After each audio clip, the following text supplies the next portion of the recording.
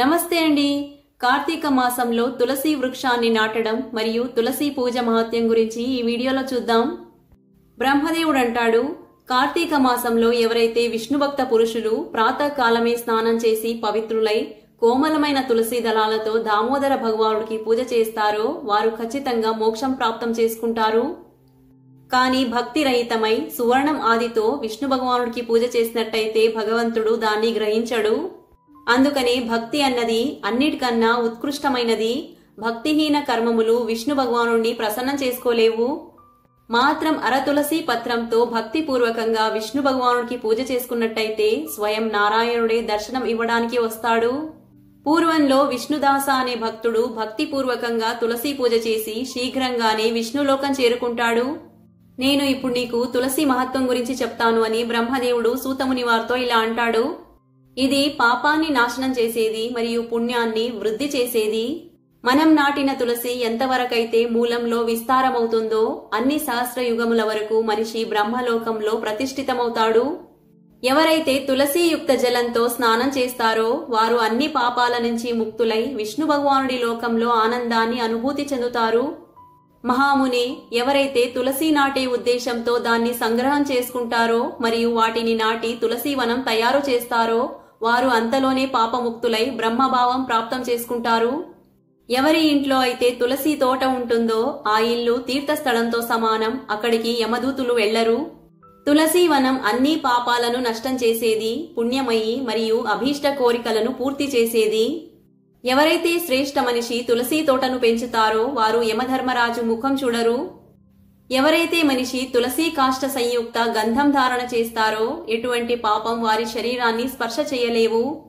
ఎక్కడైతే తులసీవనం నీడ పడుతుందో అక్కడే పితృదేవతలను తృప్తిపరిచేందుకు వారికి శ్రాద్ధ కర్మములను ఆచరించాలి. ఎవరి ముఖం మీద, చెవిలో మరియు నుదుటి మీద తులసి పత్రం కనపడుతుందో వారి మీద యమధర్మరాజు దృష్టి పెట్టలేడు. అలా ఉన్నప్పుడు ఇంకా యమదూతుల సంగతి ఎంత? ఎవరైతే ఆదరపూర్వకంగా ప్రతిరోజు తులసి మహిమ వింటారో వారు అన్ని పాపాల నుంచి ముక్తులై బ్రహ్మలోకం చేరుకుంటారు. పూర్వకాలంలో కాశ్మీర దేశంలో హరిమేధ మరియు సుమేధ అనే ఇద్దరు బ్రాహ్మణులు ఉండేవారు. వారు విష్ణు భగవానుడి భక్తిలో సంలగ్నులై ఉండేవారు. వారి హృదయంలో సంపూర్ణ ప్రాణుల పట్ల దయాభావన ఉండేది. వారు అన్ని తత్వాల యథార్థ మర్మను అర్థం చేసుకుని ఉండేవారు. ఒక సమయంలో ఆ ఇద్దరు శ్రేష్ఠ బ్రాహ్మణులు తీర్థయాత్రకని బయలుదేరతారు. వెళ్తూ వెళ్తూ ఏదో దుర్గమ వనంలో పరిశ్రమతో వ్యాకులమైపోతారు. అక్కడ ఒక చోట వారు తులసీవనం చూస్తారు. ఆ మహా తులసీవనాన్ని చూసి సుమేధ దాని చుట్టూ ప్రదక్షిణ చేస్తాడు మరియు భక్తిపూర్వకంగా దాన్ని నమస్కరిస్తాడు. ఇది చూసి హరిమేధ తులసి మహత్యం మరియు ఫలితం గురించి తెలుసుకునేందుకు ప్రసన్నతాపూర్వకంగా మాటిమాటికి ఇలా అడుగుతాడు. సుమేధ, అన్య ఇతర దేవతలు, తీర్థస్థలాలు, వ్రతాలు మరియు ముఖ్యమైన బ్రాహ్మణులు ఉండగా నువ్వు ఈ తులసీవనానికి ఎందుకు నమస్కరించావు అని అడుగుతాడు. సుమేధ అంటాడు, మహాభాగా, ఇక్కడ చాలా ఎండలున్నాయి. అందుకని మనం ఆ మర్రి చెట్టు సమీపంలోకి వెళ్దాము. దాని నీడలో కూర్చొని యథాస్వరూపం నేను నీకు అంతా విషయం చెప్తాను అని అంటాడు. చెట్టు కింద విశ్రామం తీసుకొని సుమేధ హరిమేధతో ఇలా చెప్తాడు. విప్రవర, పూర్వకాలంలో ఎప్పుడైతే దూర్వాస మహాముని శాపంతో ఇంద్రదేవుడు తన ఐశ్వర్యాన్నంతా కోల్పోతాడో అప్పుడు బ్రహ్మ ఆది దేవతలు మరియు అసురులు కలిసి క్షీరసాగర మంథనం చేస్తారు. అందులో నుంచే ఐరావత ఏనుగు, కల్పవృక్షం, చంద్రుడు, లక్ష్మీదేవి, ఉచ్చేశ్రవ గుర్రం, కౌస్తుభమణి మరియు ధన్వంతరి రూపంలో శ్రీహరి భగవానుడు మరియు దివ్య ఔషధములు ప్రకటమవుతాయి. ఆ తర్వాత అజరత్వం మరియు అమరత్వాన్ని ప్రసాదించే అమృత కలశాన్ని తన చేతిలో పట్టుకొని విష్ణు భగవానుడు చాలా హర్షిస్తాడు. వారి నేత్రముల నుంచి ఆనంద భాష్పాల కొన్ని చుక్కలు అమృతం మీద పడతాయి. తక్షణం అందులో నుంచే మండలాకారం తులసి ఉత్పన్నమవుతుంది. ఈ విధంగా అక్కడ ప్రకటమైన లక్ష్మీదేవిని మరియు తులసీదేవిని బ్రహ్మ ఆది దేవతలు విష్ణు భగవానుడి సేవకై సమర్పిస్తారు మరియు విష్ణు భగవానుడు వారిని స్వీకరిస్తారు. అప్పటి నుండి తులసీదేవి జగదీశ్వర విష్ణు భగవానుడికి అత్యంత ప్రియమైనదయ్యింది. సంపూర్ణ దేవతలు భగవత్ప్రియ తులసీదేవికి విష్ణు భగవానుడితో సమానంగానే పూజ చేస్తారు.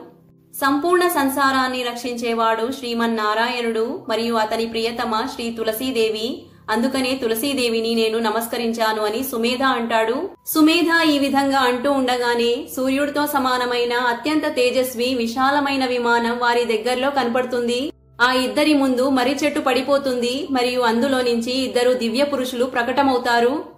వారి తేజస్సు సూర్యుడితో సమానం, సంపూర్ణ దిశలను ప్రకాశితం చేస్తూ ఉంటుంది. ఆ ఇద్దరు పురుషులు హరిమేధ మరియు సుమేధాలను నమస్కరిస్తారు. ఈ బ్రాహ్మణులు వారిని చూసి భయంతో ఆశ్చర్యచకితమై ఇలా అడుగుతారు, మీరిద్దరూ ఎవరు? దేవతలతో సమానంగా మీది సర్వమంగళమయీ స్వరూపముంది.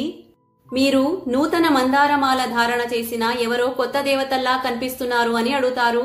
అప్పుడు ఆ ఇద్దరు పురుషులు అంటారు, విప్రుల్లారా, మా మాత, పిత, గురువు, బంధువు అంతా మీరే.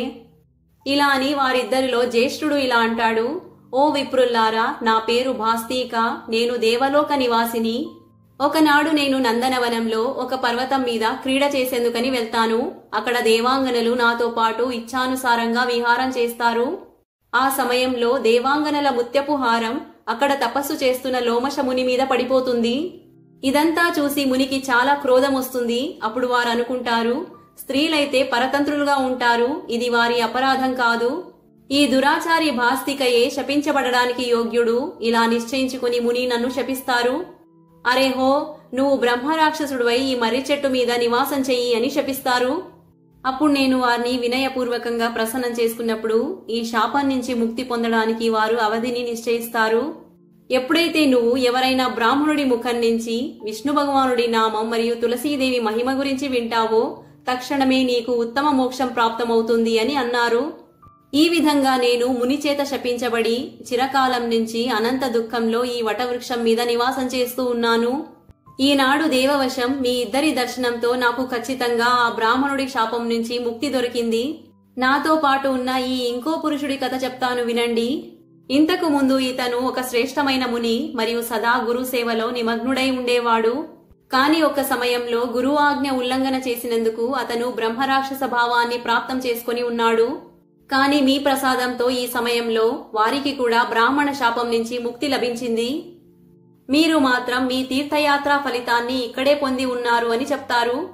ఇద్దరు శ్రేష్ఠ బ్రాహ్మణులకు ఆ పురుషులు మాటిమాటికి నమస్కరించి వారి ఆజ్ఞ తీసుకుని ప్రసన్నతాపూర్వకంగా వారి లోకానికి తిరిగి వెళ్తారు. తర్వాత ఆ ఇద్దరు శ్రేష్ఠ బ్రాహ్మణులు పుణ్యమయీ తులసీదేవిని ప్రశంసిస్తూ తీర్థయాత్ర కోసం ముందుకు వెళ్తారు. అందుకని విష్ణు భగవానుణ్ణి ప్రసన్నం చేసే ఈ కార్తీక మాసంలో తులసీదేవి పూజ తప్పకుండా చెయ్యాలి అని బ్రహ్మదేవుడు అంటాడు. ఈ వీడియో గనుక నచ్చినట్టయితే లైక్ చేసి షేర్ అండ్ సబ్స్క్రైబ్ చేసుకోండి. శ్రీమాత్రే నమః.